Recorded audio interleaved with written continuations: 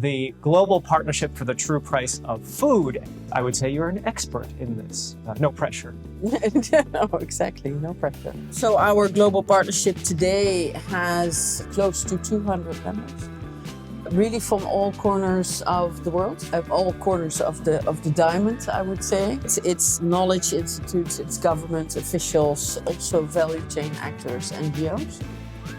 What is mostly the role of NFP, I would say, is the introduction and having the concept embraced and applied in low middle income countries.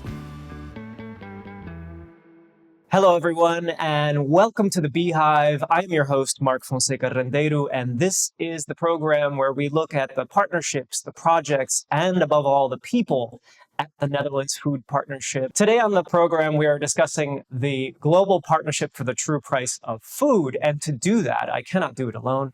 I have a very special guest, and she is Lisette van Bentum, partnership builder at the Netherlands Food Partnership. Hi, Lisette. Hi, Mark. Welcome to the Beehive. Thanks for having me. I try to use that whole welcome lead-in instead of just saying welcome to the Beehive. It's getting more and more recognized, I think. Good. But so I'm very glad to have you here, both because you lead a partnership here at NFP, but also you've been following this topic, I think, for quite some time. And I would say you're an expert in this. No pressure. No, exactly. No pressure. And I wonder, many people around the world now, certainly here in the Netherlands, Europe, we know about concepts like their household names, like we say bio, but we mean organic, biological.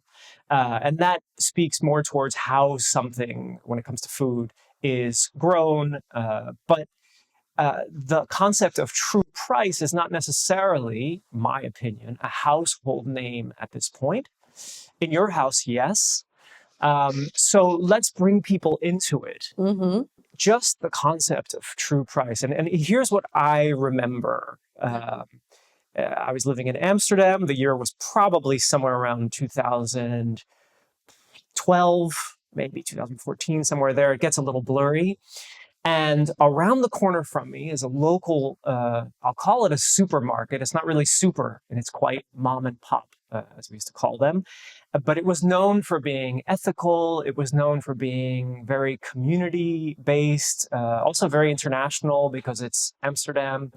And, well, in my household, we knew it as kind of hippie, kind of down to earth. And then one year, or one particular week, an announcement came in. We were subscribed via email, and they said, we are adopting true price. I don't know if they said true price values, but something along those lines. I just remember the term.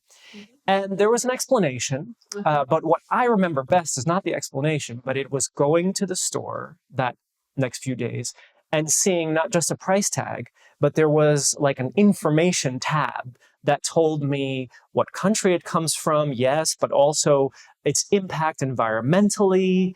And there was a bit of a calculation, though I remember thinking, oh, the prices are going to jump enormously. That's not what happened.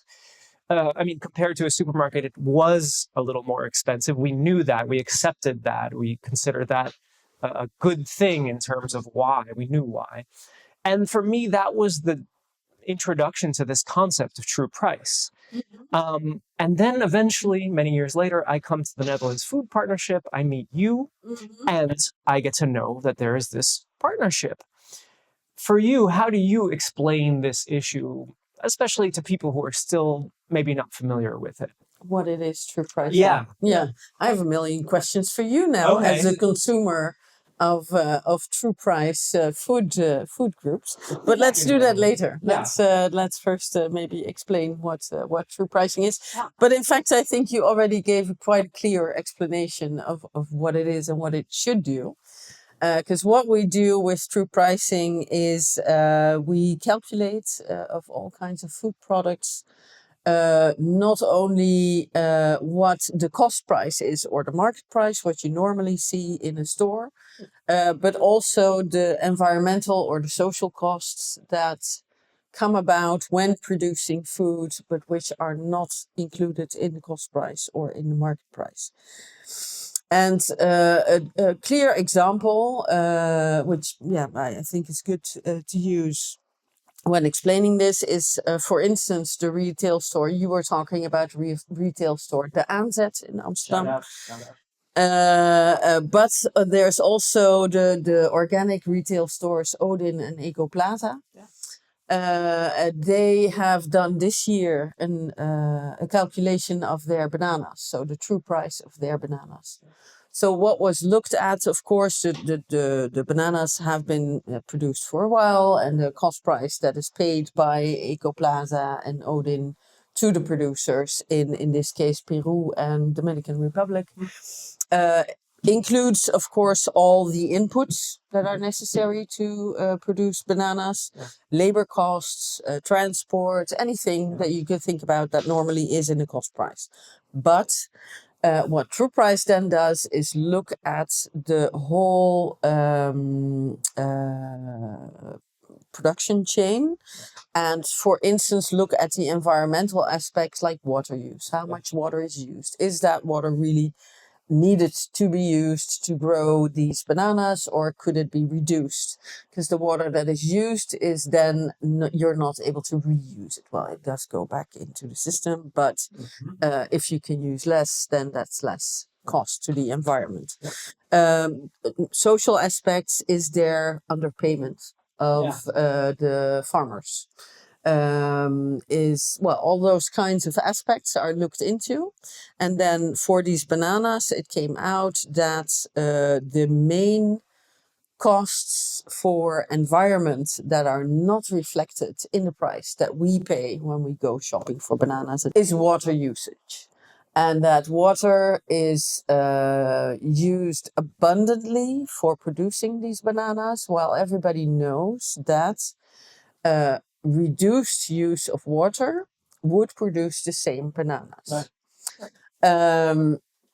Now, you would think, then they calculate the price, and then a kilo of bananas should actually cost 50 euro cents more if you would factor in the extreme water use of the banana.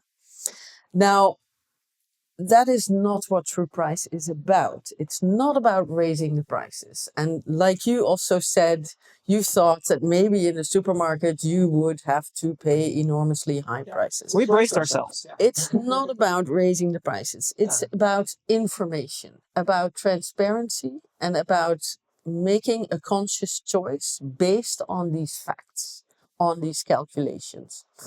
And that is information per food. So let's take the banana example, 50 cents more because of water use. It's important for governments to know that if your country, not the Netherlands, of course, but Peru and Dominican Republic, produce a lot of bananas, water use is a problem. It will have effect immediately on Peru and the Dominican Republic if the water use is reduced. So for government, that's interesting information to know.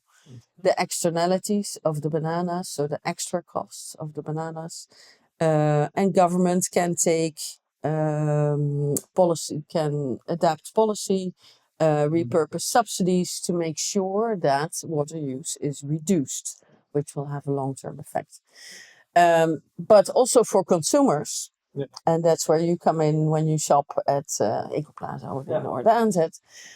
It's important to know when you make your choice of what you want to consume, that if I consume this, I actually contribute to social inequality or environmental pollution, and that you can base your consumption choices on that. So it's really about, because putting a price on it makes things very clear, because we immediately get a feeling with that.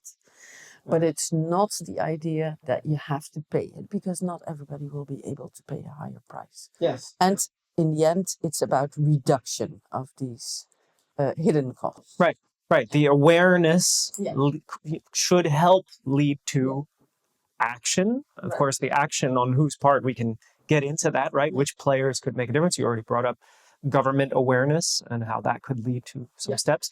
Let's talk about how it eventually leads to a partnership here at NFP, how did that come to exist?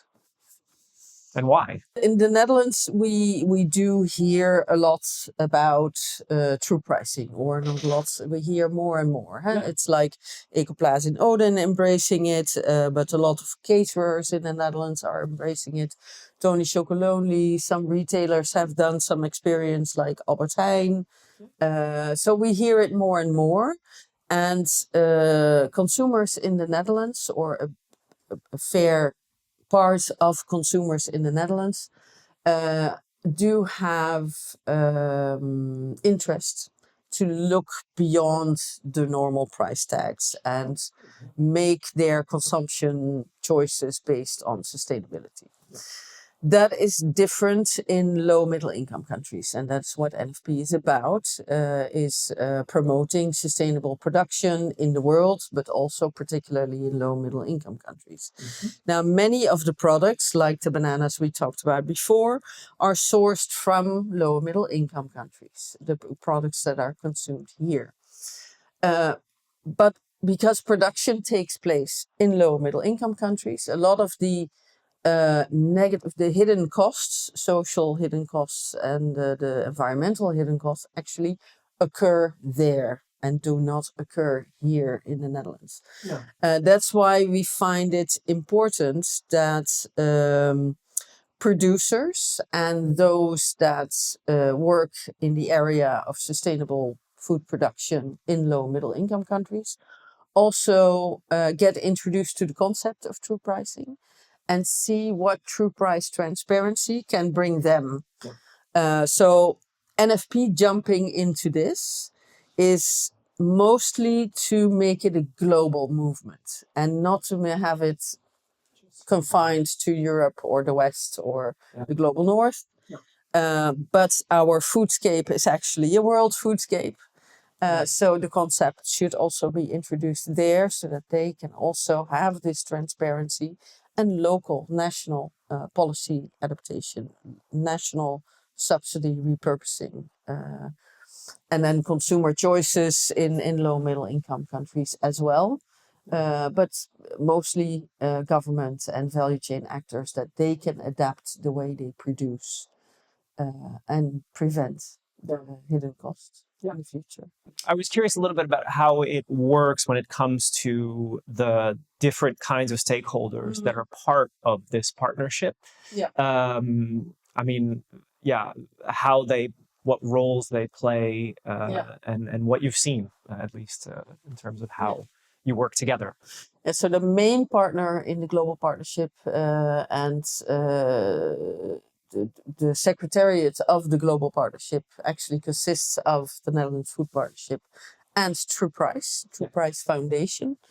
True Price Foundation in the Netherlands is also very much at the core of the startup of this whole True Price movement in the Netherlands.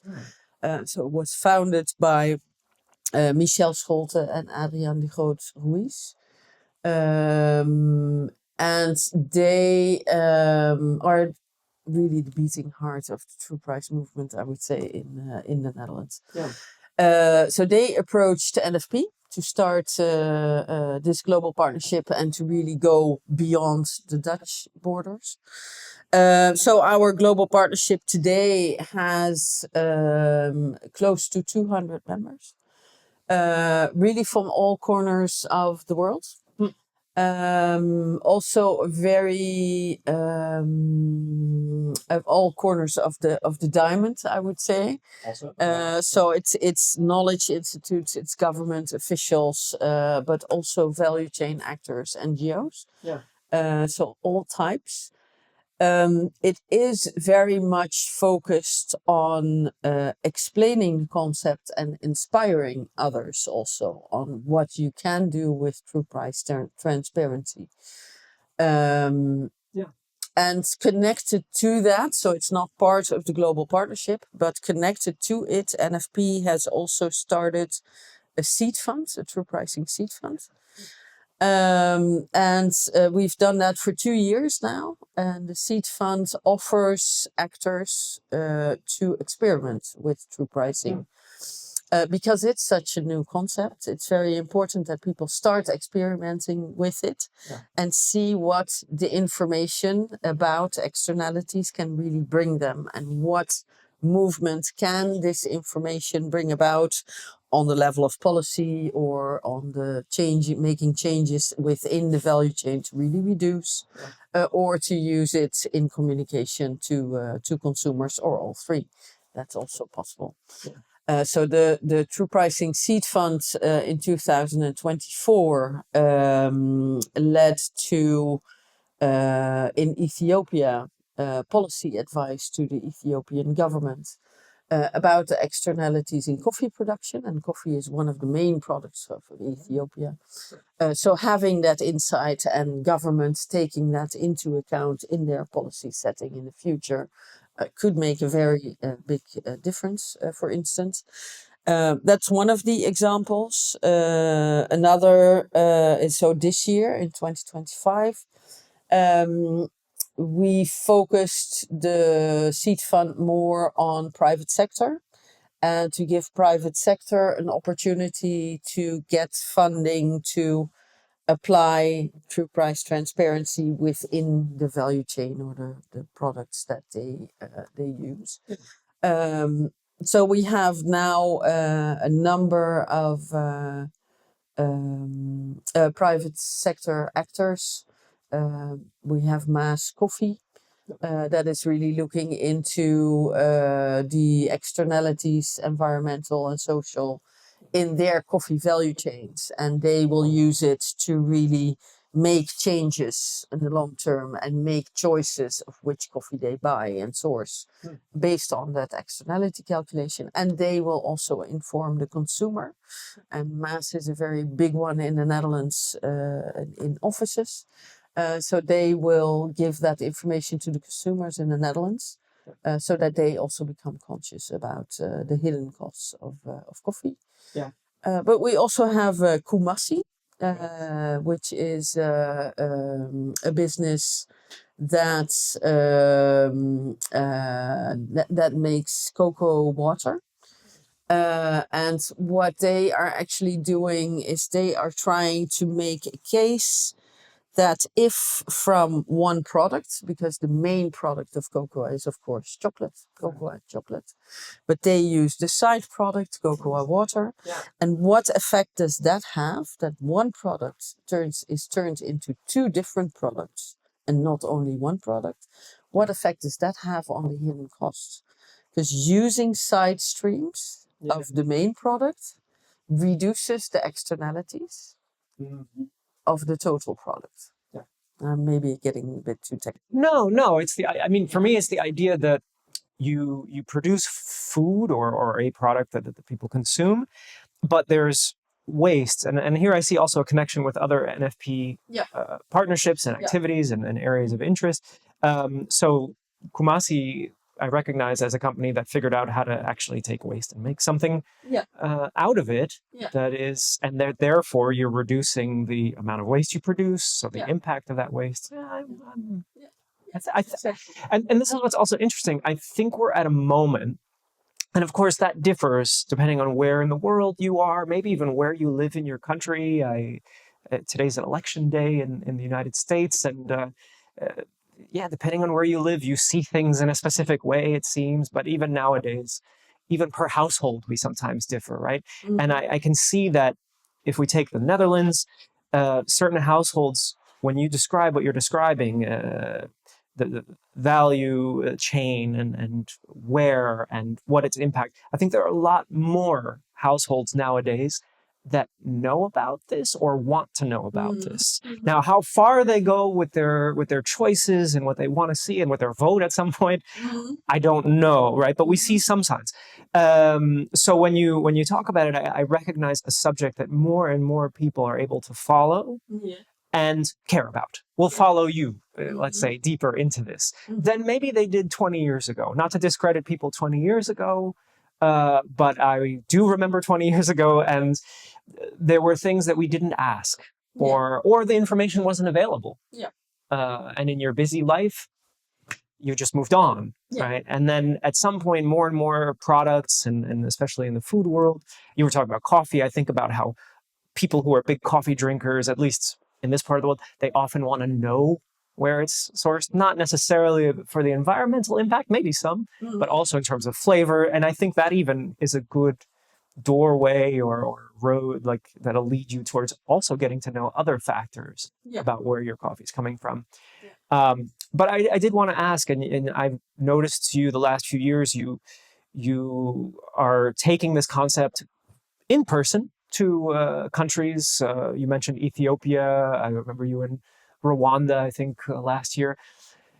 It's probably hard to summarize, but I ask anyway. What kind of reaction have you noticed when you bring the work and the invitation for more to join in, for example, East Africa, but maybe some other places where you've noticed the last year or more the kinds of reactions, and maybe how they're not different, but yeah, a different variation on the kind of questions and thoughts you get here in the Netherlands. You notice? I don't think there's an enormous difference in reaction if you talk about it there or here. I think in the beginning it's and also for us when we started at the beginning with this partnership, for us we also had to do a lot of learning on it. What is it exactly? Is it really, because everybody in the beginning through pricing has a bit of same reaction when you see the elevated prices. Do I now not only have to pay the fair price, but now I also have to pay the true price, and it's getting even more expensive, etc. Right. That is the first reaction of everybody. Also, the partners that are becoming interested in our topic. They are first, is it really about raising the prices? So it's very important to show the examples and what the transparency can really do, and that it's not about raising the price, but it's about transparency, so that with evidence, monetized evidence, you have better insight in what is going wrong, what is going well in a particular value chain for a particular product, and give you direction of where you have to look to make improvements. And that is something that you cannot do in one meeting. It does take several meetings. So within the global partnership, we have a few online meetings every year, where as much as possible we also invite those actors that do apply true pricing already, that do use the transparency of true pricing for policy, for improvement in value chains, etc. And that really speaks to the imagination. And then people start to see, oh, okay, now I see what this transparency can bring me. And this is why, for me, it would be interesting to also calculate what the externalities are in my value chain to get that insight and to adapt my way of working or policies or repurposing subsidies, etc. There's an element that also comes to mind when I think about the partnership. It's the use of games. Or I'm thinking here of the Lego game, but I think it's also an overarching theme. There's lots of approaches, right, to spreading awareness and bringing people in. But you have been using, I'll call it games, right? The play as a way. Talk a little bit about why, and maybe you can give us some illustration of how. Calculating the price, the true price of a product is very complex, of course. So to explain to everybody who's interested how externalities are calculated, that's why we use a game. It's easiest to do that in the form of a game. And I would say that at the Netherlands Food Partnership, we are not the experts in calculating. Those are other scientists that are the experts in calculating. So the Lego game, in a playful manner, lets you as audience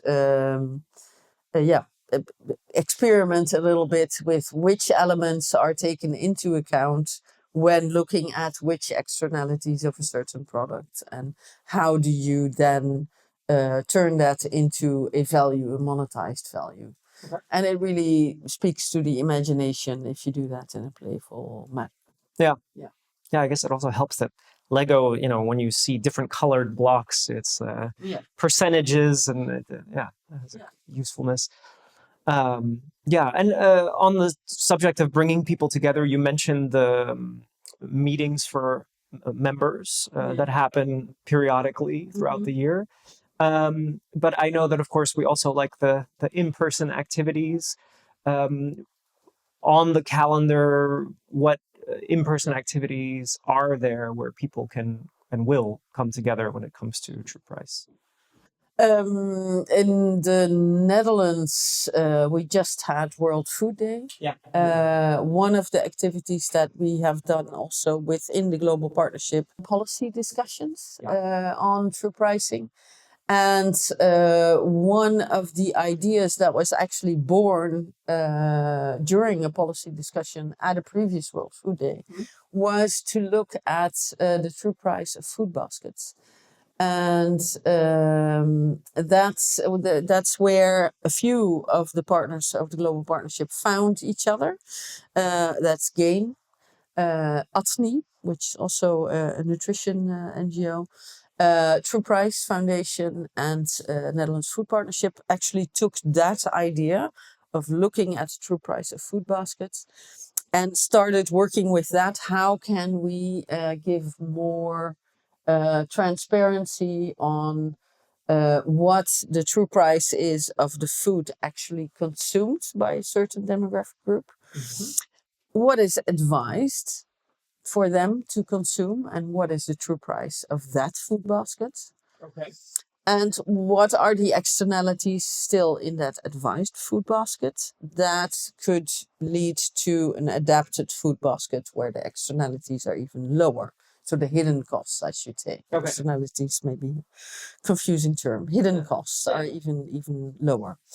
So that idea was born from previous policy discussions, and GAIN, True Price, and ATNI have worked on a methodology to not only look at the social externalities and the social hidden costs and the environmental hidden costs, but also look at the health hidden costs of consumption choices. Right. And at the last World Food Day, that's where the True Price activity was about. Is about that methodology that was developed to calculate the health aspects, health hidden costs of true pricing. So by food baskets, you're referring to like the health or nutrition recommendations from a government, in this case, the Netherlands, right? I'm not familiar with it. Yeah. No, exactly. It's every government has a recommended intake of specific foods per person. In the Netherlands, it's referred to as the schijf van 5. But in other countries, there are other dietary guidelines that are set by the government. Yeah, as a kid in the 90s in the US, we had the food pyramid. But then things were always changing every few years. It's updated because, science about nutrition also evolves. Everybody is invited, of course, to become a member of the Global Partnership for True Price of Food. You can, through NFP Connect, easily become a member, which will also mean that you get automatically invited for the online activities that we have. Right. And then in January, our main partner, True Price, will have the True Price Festival in Amsterdam, I believe. It's Amsterdam, I'm not sure. But in the Netherlands. And that they are supposed to announce it this week. We'll be as soon as we can, we'll put a link online as well. So it's that mix, right, of opportunities for people to come together in person, but also there are those activities that you also do online for all the people that can't come to the Netherlands but are very much interested and doing something on this topic. I did want to ask also a little bit about your journey background-wise to eventually arriving at True Price. Now, we've been talking about True Price already for a while, but if we could, a little bit about you in terms of how you remember coming to this topic. The topic was introduced within, so the contacts were there within Netherlands Food Partnership. When the decision was taken that Netherlands Food Partnership was to really invest in this partnership and building this partnership, I was asked to jump in on this and become the partnership builder for it. I didn't know that much about true pricing at that point. But I have a background in business economics. Have been active always in sustainable economic development throughout my whole working life. Yeah. So that's where it also fits well. Right. Yeah, so that's how I started. For me, it was also a complete journey. So everything that I see now with people who are listening to this concept for the first time, it's the exact development that I had to go through as well. So I also had the reaction in the beginning, like, are we raising prices? How clever is that? Yeah. So that's interesting to look at it from that point of view. That you start seeing the potential. You really have to. Yeah. Do you see it as? I mean, I think most often you're working with professionals and you're talking to professionals, but and even with the production of something like this, podcast-wise, are you also in what you produce, even the Lego game? Are you also thinking about engaging the average consumer, or is that something that the partners do? Do you see it more as you're a step away from that? As NFP, it's not our role to engage the average consumer. What is mostly the role of NFP, I would say, is the introduction and having the concept embraced and applied in low middle income countries. And I think the big difference between true pricing here in the global north as opposed to the global south is that the largest part of the consumers in the global south do not have the choice to really make a choice. Am I going to buy this food or this food? No. They're happy they can buy food. Yeah. Of course, things change. There is a part of the people in low middle income countries that also can make a choice, but not as much as here. So I think for low middle income countries, mainly the goal of true pricing is influencing government. So that the hidden costs can be reduced, is influencing the actors in the value chain, including the off-takers in the global north, to be conscious of the hidden costs and to reduce them. That is mainly the goal for NFP, not so much the consumers in low and middle income countries, but through the consumers here, influence also the off-takers that off-take food from low and middle income countries. Yeah. So eventually this kind of awareness does spread or can spread. Yeah. And so for people who might want to get involved and follow some of the activities, we'll be able to share, for example, the date in January when it's announced. Is there any other opportunity for people that may be already working in this area but that hadn't known about the partnership? Is there anything we should tell people where they could find you?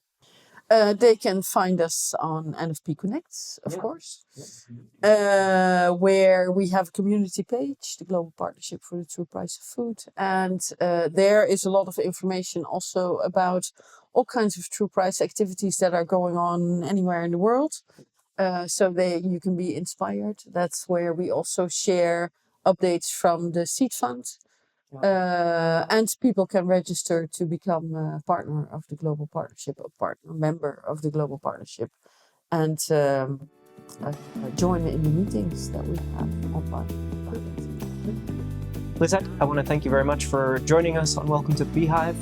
For everyone who's following along, if this is the first episode you've seen, keep in mind there are other episodes before this one, so feel free to subscribe. You can do that on any of the platforms where you consume video or podcasts or video podcasts. But you can certainly find us also on Apple, Spotify, and so forth. And please do subscribe, and we will be back with another edition of Welcome to the Beehive real soon. Bye. Go. You're still here?